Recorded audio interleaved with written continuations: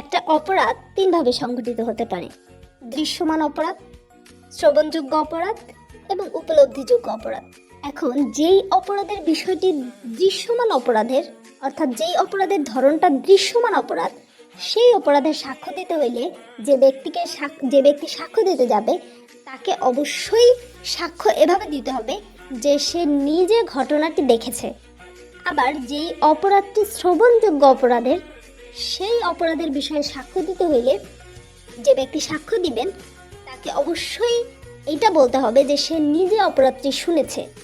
আবার যেই বিষয়টি উপলব্ধিযোগ্য অপরাধের, সেই বিষয়ে যদি কোনো ব্যক্তি সাক্ষ্য দিতে যায় তবে তাকে সাক্ষ্য দেওয়ার ক্ষেত্রে বলতে হবে যে সে নিজে বিষয়টি উপলব্ধি করেছে। এবং এটাই মূলত সাক্ষ্য আইনের ৬০ ধারার বিষয়।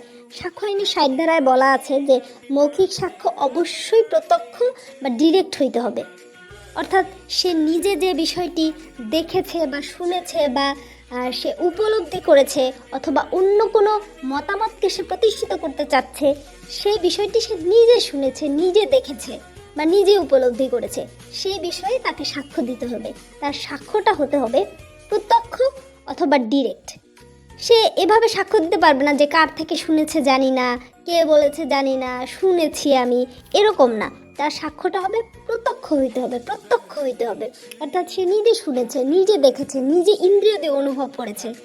এটাই সাক্ষ্য আইনের ৬০ ধারার বিষয়, যে মৌখিক সাক্ষ্য অবশ্যই প্রত্যক্ষ হইতে হবে।